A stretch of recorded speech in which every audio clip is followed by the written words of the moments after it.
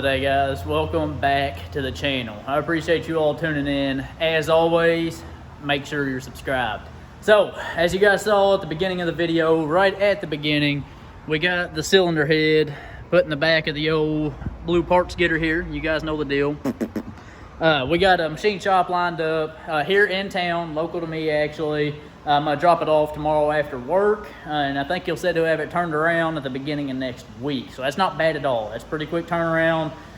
He is a one-man show, so I don't expect him to go crazy and ball out and paint it and this and that. Just so long she's dialed in 100%, that's good with me. We can take care of the rest. So check that off the list. We're good to go. We're not going to be sitting around too long on it. But so we're finally getting a whole bunch of boxes rolling in.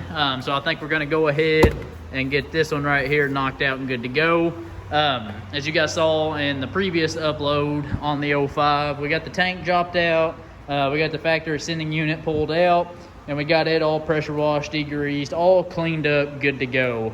So I'm not going to go over too much there. But we're just going to start throwing some stuff back together. I'll probably go ahead and throw my bean sump on the bottom of the tank, get the tank cinched back up in the truck, and then we can position our new Airdog pump. Super excited about this. You guys make sure go show Airdog some love. This isn't a paid sponsored placement either. Just an amazing product at a damn good price too. Go check it out. XDP carries it. Diesel Power Products, our sister company, carries it. Just about everybody is a dealer for Airdog, but Diesel Power Products and XDP, they're usually the ones I go through. Why I'm not a dealer yet is beyond me. We'll get there. Y'all know the deal. So I got my tool card out. I'm going to figure out where exactly I want to get started first, and we'll get to getting.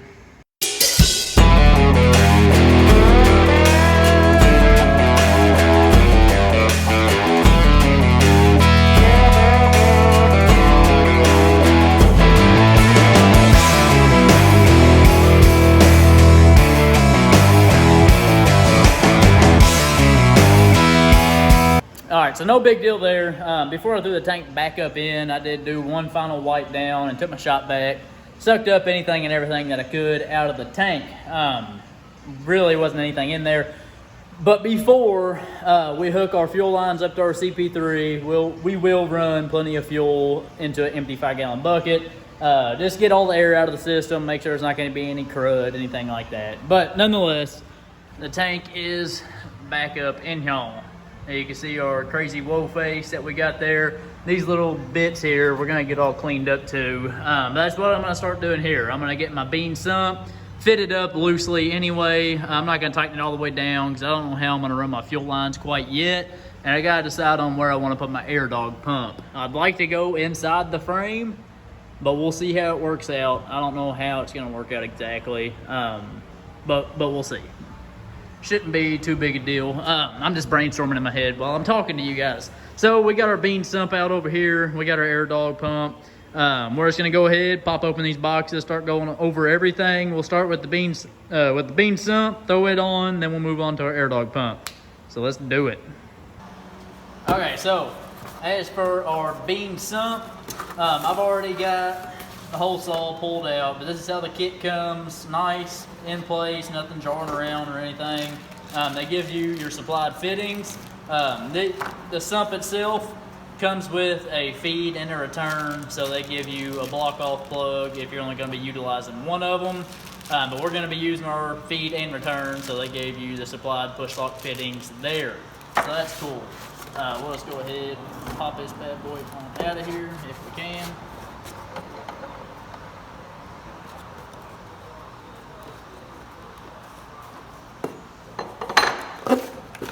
There you go. You got your gasket, you got your 1-bolt design, and I absolutely love the design on this. 1 bolt.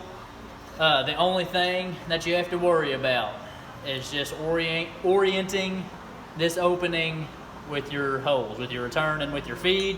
Whenever you go tighten it down, you're just going to want those to be as close as possible there, because that's where your fuel flow, that's where your fuel is being pulled from, is right in through this hole here. So you just want to make sure you've got proper fuel flow. Super easy design, not much to go over. Nice machining awesome unit to say the least. And of course, you get your Beam Machine sticker and you got your instructions. We are not gonna need these. But so, like I say, real simple kit. That's all that comes in this bad boy. Let's run over here and get it loosely fitted up on the tank.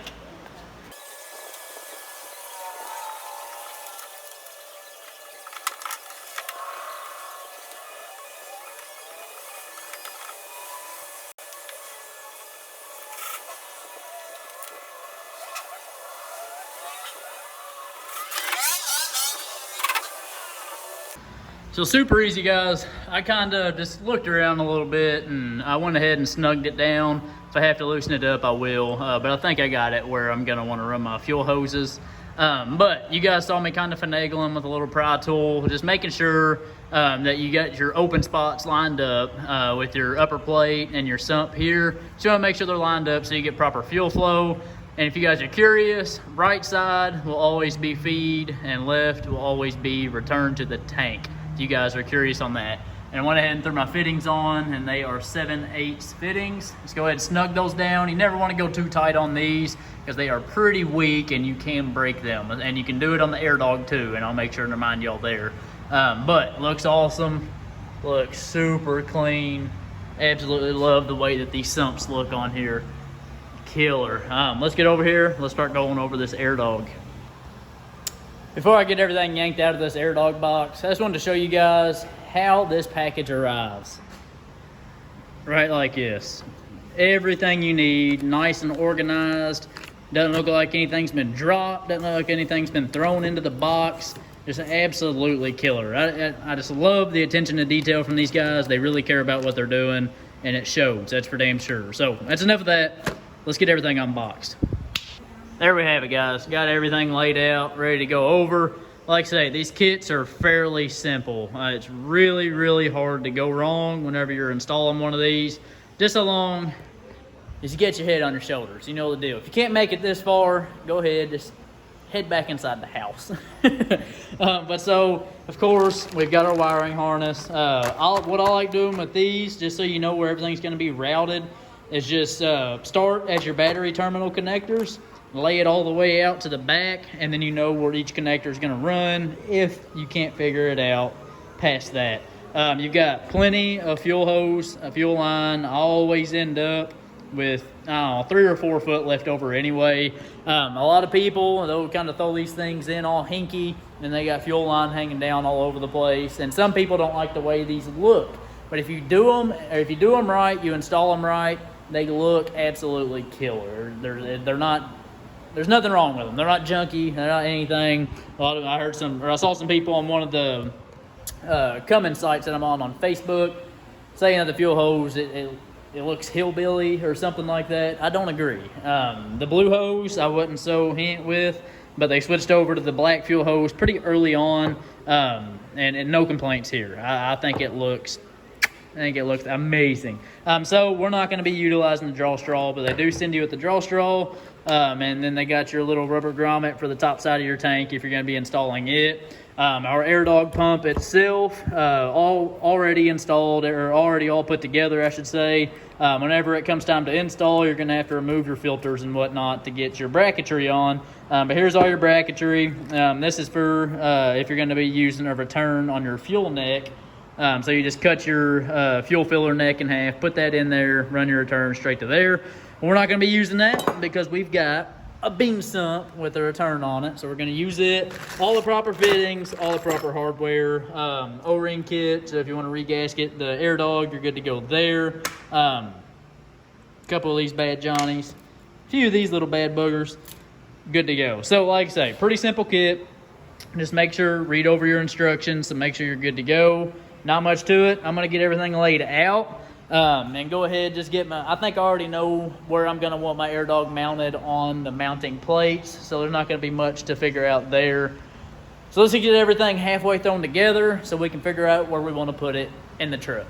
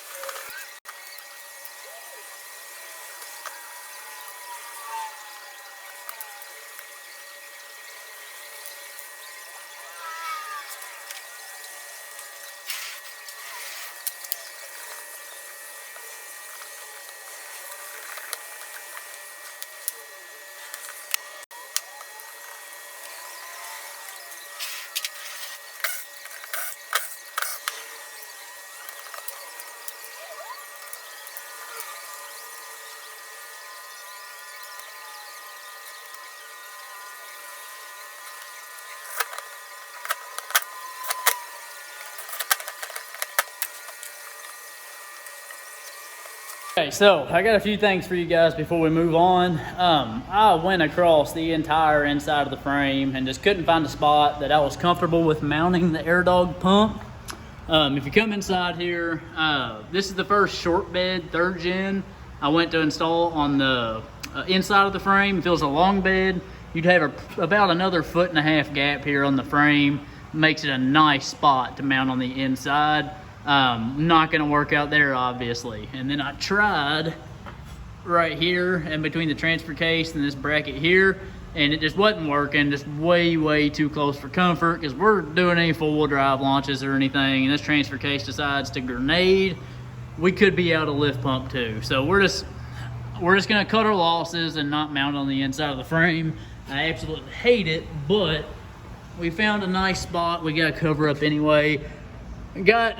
It's, I don't know, it's a little rusty here, and it's only because this is our new traction bar bracket. This is where our old traction bar bracket was welded onto the frame. We hacked it off and there was some pretty good rust underneath of it. So that's where we're gonna go with our Airdog pump. We're just gonna cover that up, cinch it up in here nicely, and we're still close to our sump. So it's not gonna look bad with fuel lines going everywhere. We'll be able to tuck them up in nice and tight, and you won't hardly see them at all. That's just my big thing with mounting on the inside of the frame.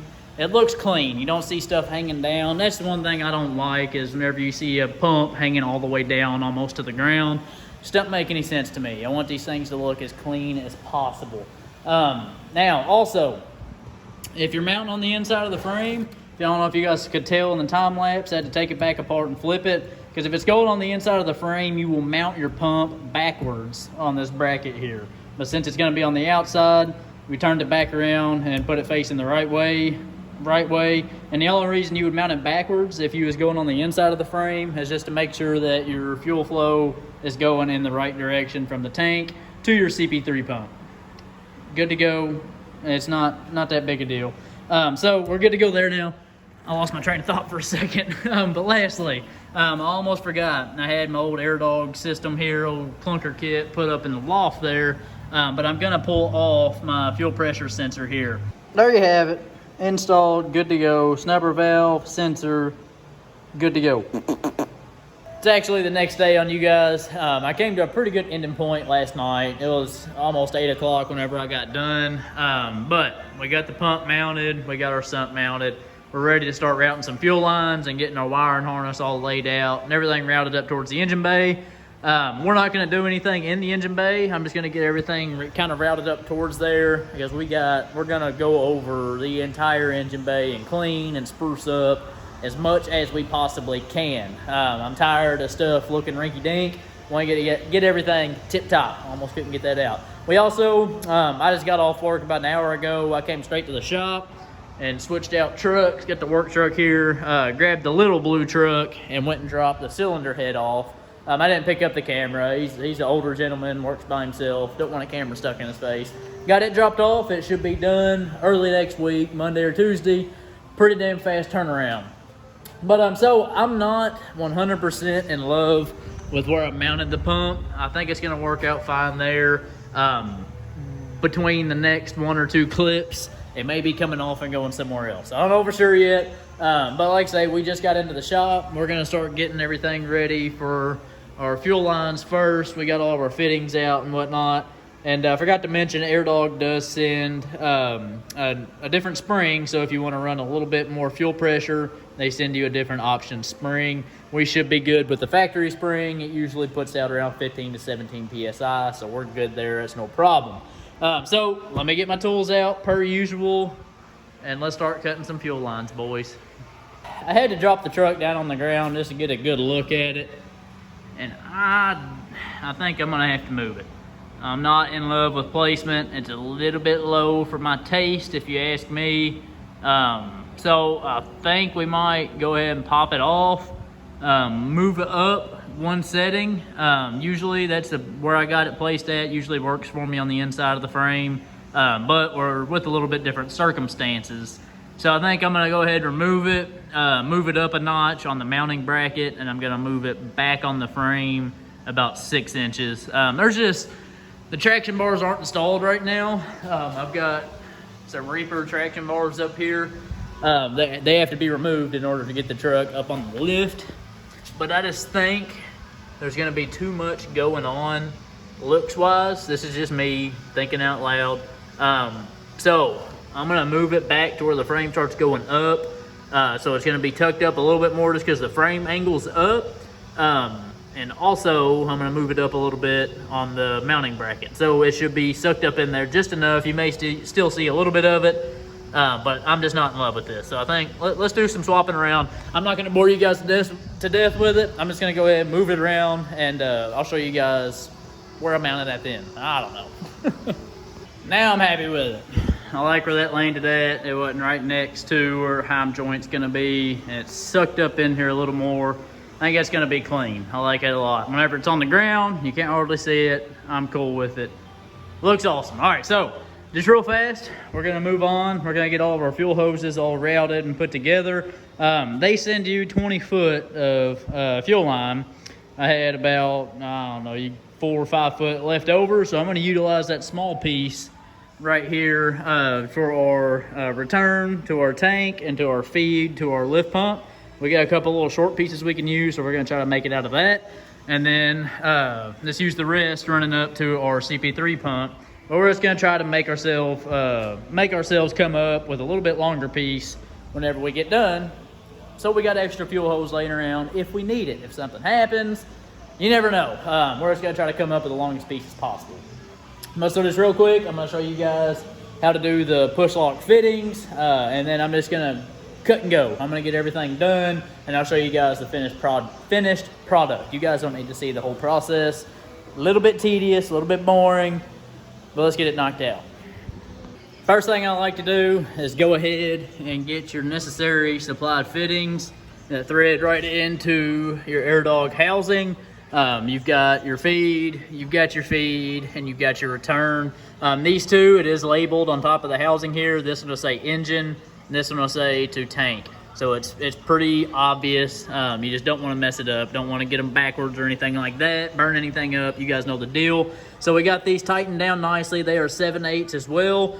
Thread them in by hand and just give them a little torque. You don't have to go crazy tightening these bad boys down because you can break them and then you're opening a new can of worms there. So we're happy, we're satisfied. What I like to do now, we're just gonna grab some more of our fittings. This threads into your CP3 pump, and I like to put aside one of the 90s for that fitting there because that makes for a nice clean install. Whenever you route your line straight up to your CP3, you can kind of just boink and then plug straight in. No problem there. Your other 90, this is going to be for your return to tank on this side. It'll kick out this way and then it'll shoot backwards and go to your sump or to your fuel neck. However you're routing your return, I use the other 90 for that. So the rest of these are going to be, you might come up with one extra. I don't remember for sure. So we're gonna grab one of these. We're gonna grab just a little dab. You can use whatever you want. You don't have to use anything, but good rule of thumb that I always learned growing up, it's never good to go in dry. You guys know the deal. So lube it up just a little bit, not much at all. And you're just gonna go ahead and you're gonna push this push lock fitting in till it bottoms out right there. You'll get past that second barb and it'll bottom out right there and you'll be good to go. No problem at all. Reason I use white lithium grease is because it doesn't necessarily stay forever. That white lithium, it likes to dry up, and that's the only way I can explain it. It likes to dry up over time, so you don't always have lube in here, and it won't cause a leak in the future. But use whatever you want at your discretion. You guys know the deal. So let's just real quick, we're gonna get this fitting put on here. We're gonna hook it up to our Airdog, and then we're gonna hold our hose up to our sump here, get a good measurement, make a mark, cut the hose, put our other fitting on, hook it up, boom, bam, you got some fuel lines. So let's just knock it out real fast.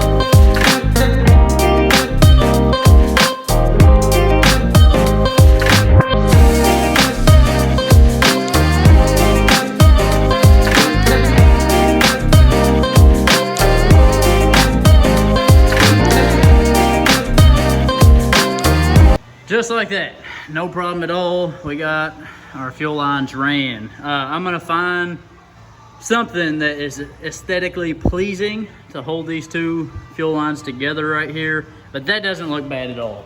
If you ask me, that does not look bad at all. Just picture them cinched together, they almost blend in right there. Looks good. Went ahead and routed our feed line to our CP3. You guys can see how that 90 gets utilized right there now. But we got our fuel line ran here, following the frame rail, and then chutes on the inside, and we just got it dangled down right there for now. When we lower the truck down, we'll pull it up into the engine bay and just let it lay over the side out towards the fender until we're ready to cut the length and hook it up to our new CP3, which we've got in the mail sitting right there, the big D. That's what they call me. Y'all know the deal. So I got my harness laid out over here now. This is what I was talking about doing. Just span it out across the truck so you can kind of see where everything's gonna go. Of course, you've got your inline fuse and your relay. You can bolt it to the firewall, you can tuck it out of the way, do what you want. And you've got your positive and negative lead to go to your battery. Real simple. Follow it on back, and you've got a lot of extra wiring, so you're gonna have to find some place to tuck it out of the way so it doesn't look like a damn rat's nest. You guys know what to do. So this is your Airdog connection here, straight to the pump. That one right there will plug in. See if I can show you guys right here at the top of your Airdog. And then you've got a little bit more, and then come back, and this plugs in to the top of your tank. The one harness, I don't know, you guys aren't gonna be able to see, but it's the only plug on top of the factory fuel sending unit on the top hat of the tank. That's where it's gonna plug into. You've got a dummy end. Let me see. This is the dummy end, and that's what you take your factory plug and plug into, and then you replace it with this bad boy here, slide it on to the top hat, good to go. Just got one of those fancy little safety clips. Not a big deal. Of course, between all generations, this harness is gonna be a little different. With this truck, of course, there's a factory in-tank pump, so that's why that is getting ran there. But if you've got like a block-mounted lift pump, like on the early second gens, my second gen is not here, it's at home. That was embarrassing. Or if you have an 03 to 04 truck, and you got a factory block-mounted lift pump, then that's where your harness is gonna be at. That plug will be more up here, of course. So we're just gonna get this bad boy routed up best we can too, and I'll show you guys the finished product. Moving on along, boys. We are finally to a good stopping point, you guys. There's not much to, like I say, hooking everything up in the engine bay, and we got a while before we can do any of that. Which fuel line's just gonna run straight to your CP3. You got a positive and negative lead for your battery. Tuck the rest of the shit out of the way.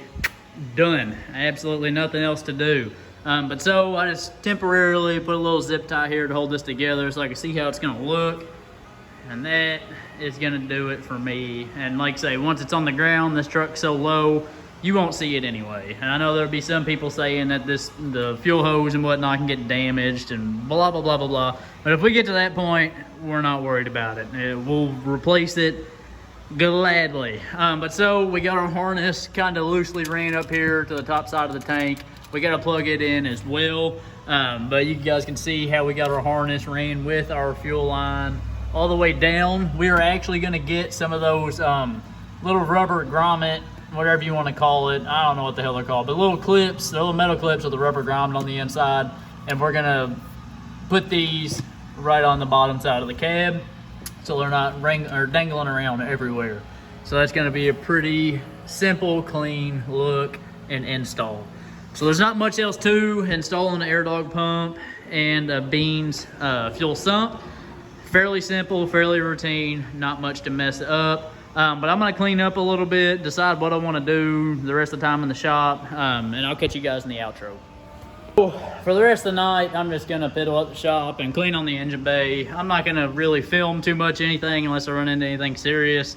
But like I say, this insulation up here is gone. We're gonna work on yanking out the rest of this insulation. It's a fire hazard and it drops grime and dirt and all kinds of stuff down into your engine while you're working on it. So we got a fresh head coming, all new fresh parts. We don't wanna get any contaminants down in there.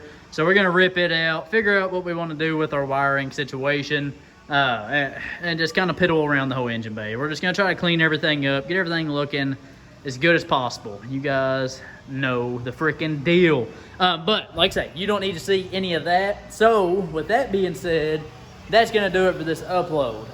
Appreciate you guys tuning in. As always, make sure you're subscribed and turn on that notification bell. Smash that thumbs up, and of course, leave a comment in the comment section below.